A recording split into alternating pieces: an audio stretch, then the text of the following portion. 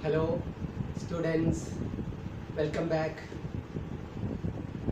The last class we have discussed about the cytoplasmic inheritance. The cytoplasmic inheritance, otherwise called extra chromosomal inheritance, otherwise called plastid inheritance. That is in the case of Mirabilis gelaba. What is plastids? In plants there are three types of plastids are there. What are the three types of plastids? One is leucoplast and another one is chloroplast, then it is chromoplast. What is leucoplast? Leucoplast are colorless plastids. They are white in color, colorless. What is the function? The main function of leucoplast, it is storage of food materials. The case of stem tubers and root tubers, in the case of potato and tapioca, there you can see white flesh, white starch materials. That is leucoplast, storage of food materials. And these leucoplasts may be converted into chloroplast when it is exposed to sunlight. Right? I will tell you one example. In the case of potato or tapioca, some days we have purchased from market, and then you can see some areas of this potato or in the tapioca, it is greenish in color. Why? Because these tubers, when it is exposed to sunlight, the leucoplast is converted into chloroplast. That is one thing. Then chloroplast, that is green plastids. It is found in almost all autotrophic plants have this chloroplast. Because of the chloroplast, they do the carbon assimilation. And this chloroplast also contains genes. It is a self-autonomous organism. They can transmit their genes to the daughter chloroplast. Mitochondria also have. And these genes may also exhibit certain phenotypic characters. That is why this type of inheritance is called plastid inheritance, otherwise called cytoplasmic inheritance. The plastids are usually found in the cytoplasm of the egg. That is why it is called cytoplasmic inheritance or plastid inheritance. And chromoplast, the chromoplast are colored plastids other than green. That is chromoplast. Okay, that much about the plastid inheritance in the case of Mirabilis gelaba, variegated leaf coloration in the case of Mirabilis gelaba. Today let us see the another cytoplasmic inheritance. It is shell coiling in snails. Shell coiling in snails.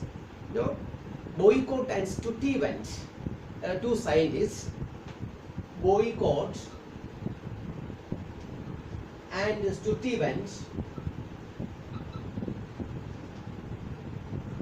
worked on the inheritance of the Limnea parigra. Limnea parigra.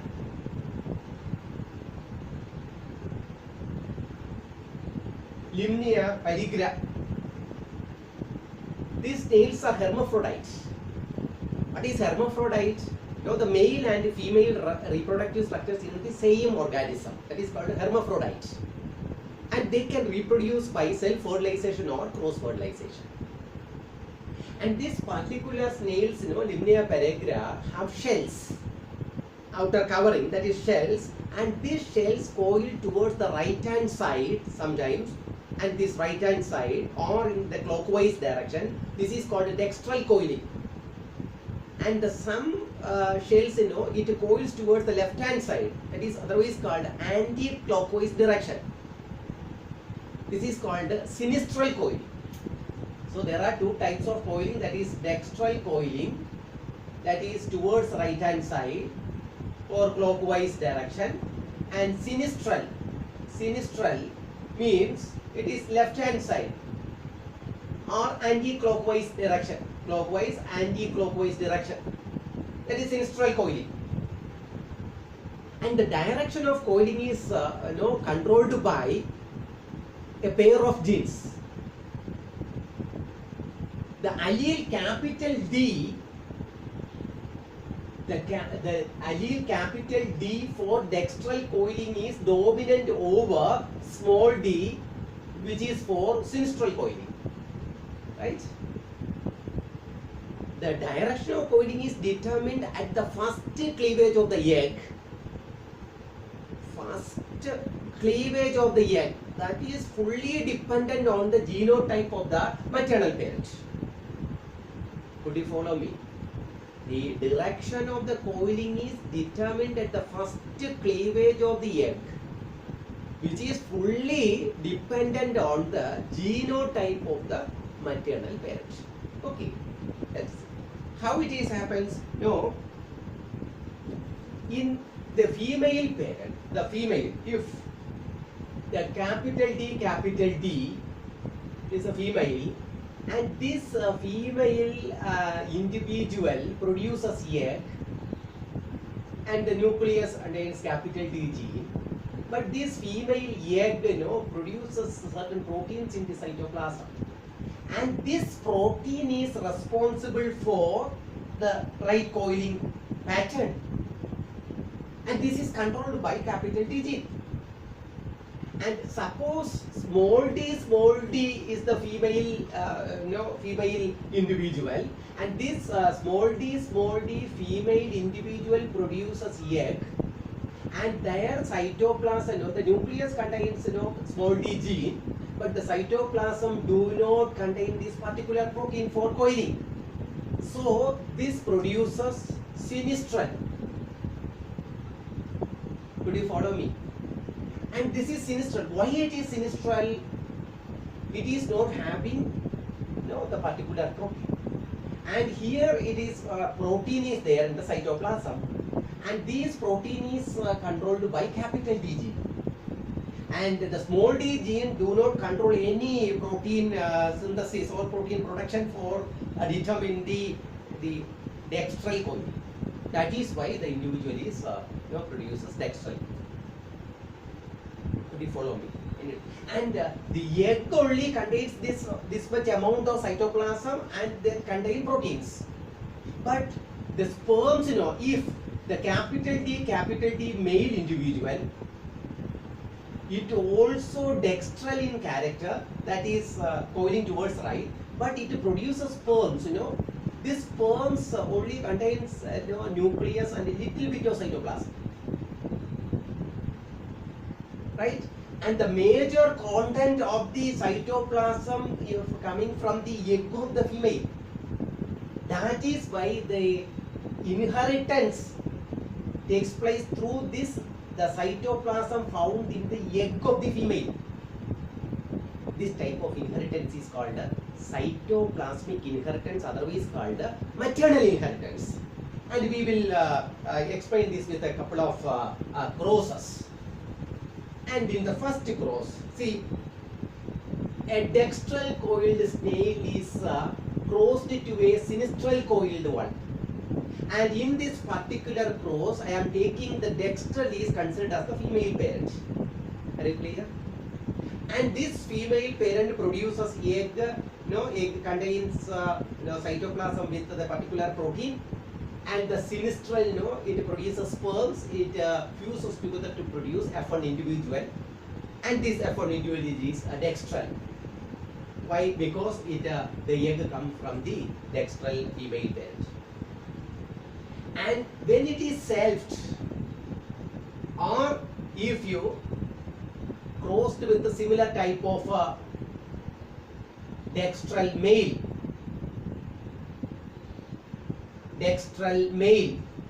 this is female, this is male, and then it produces F2 offsprings.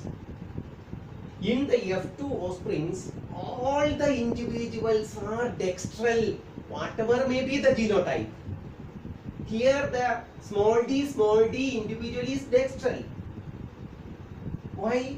Because it produces egg from the female parent. This is also dextral. It is not sinistral. It is dextral. It clearly shows that the characters are transmitted through the egg cytoplasm of the female parent. That is why this inheritance is called a maternal effect, not inheritance, maternal effect. Could you follow me? Maternal effect. And when this, this small d is considered as the female parent, is crossed with here the capital D male. Here it is female. It produces, even though it is dextral in this case. This is dextral, right? But in the next generation, what happens, this, here it is dextral. Suppose it is considered as the sinistral. Suppose this is also dextral, but I will tell you later. And here it is, we take female as the dextral. Now we can take this dextral. Here it is taken female as the sinistral, right? It is sinistral, and here the male is dextral, right? The male is dextral. The first offsprings, the F1 generation, but they produced capital D, small d. But it is a sinistral. It is not dextral, even though it is capital D, small d genotype, but it produces a sinistral. Why it is produced a sinistral? Because the egg coming from this sinistral parent. Could you follow me? And we are concerning about the egg of the parent, not the genotype of the parent. And the egg produced from the sinistral, when crossed with a dextral male, even though the genotype is capital D, small d, but it shows sinistral character because the sinistral female parent produces egg with the cytoplasm that do not contain a particular protein for dextral coiling. That is why it produces sinistral. Could you follow me? Any doubt in this? And when it is, it produces 4 types of it is crossed with a similar type of the male individual, the same generation. And here, if you draw a checkerboard here, capital D, small d, capital D, small d, here it produces different types of gamete. Capital D, this is also sinistral. Capital D, small d, sinistral. Capital small d, sinistral. Small d, sinistral. Why? Because the same individual. But the female parent, the female parent is sinistral. That is why it will get all the individuals in the F2 are sinistral, irrespective or whatever may be their genotype. Could you follow me? Any doubt in this? Any doubt? I will repeat once again. The shell coiling in snails was worked out by 2 eminent scientists, Boycott and Studevant. The snail's name is called Limnia pedigra. These are hermaphrodites. These snails are hermaphrodite. That means male and female reproductive structures are seen on the same organism, and they can reproduce by self-fertilization or cross-fertilization. And these snails have shells, and these shells show certain type of coiling. Some shells shows right hand side coiling, then it is called dextral coiling. Sometimes it coils towards the left hand side, then it is called sinistral coiling. And the allele, these are controlled by a pair of genes. And the allele D, capital D for sinistral coiling is dominant over small d, which is for sinistral coiling. The direction of the coiling is determined at the time of first cleavage of the egg, which is completely dependent on the genotype of the maternal parent. That is why this is otherwise called the maternal effect. And this coiling is particularly controlled by a protein present in the cytoplasm of the female, cytoplasm of the egg of the female produced. But the sperms do not contain that. And this egg fused with another male gamete, whatever may be the genotype of the female parent, whether it is capital D or small d, the female parent have the particular type of gene, capital D homozygous, small d homozygous, or it is heterozygous. It produces the similar type of offsprings, and this type of, that is very clear. Do you have any doubt in this? When a dextral coiled snail is crossed with a sinistral coiled one, here it is considered as the female parent is dextral. All the F1 individuals are showing dextral coiling. If you reciprocal cross, see the females are sinistral and males are dextral. How it produces? All the F1 individuals are sinistral. So the F1 individual, even though the genotype is capital D, small d, but its phenotype depends on the maternal parent. Are you clear? The F1 individual always shows capital D, small d in either reciprocal processes, but its phenotype depends on the phenotype of the maternal parent. Right? Could you follow me? Any doubt in this? And this type of inheritance is called the maternal effect, otherwise called cytoplasmic inheritance. Any doubt? If anybody wants to repeat on this again, shall we stop today's class? Thank you very much. Thank you.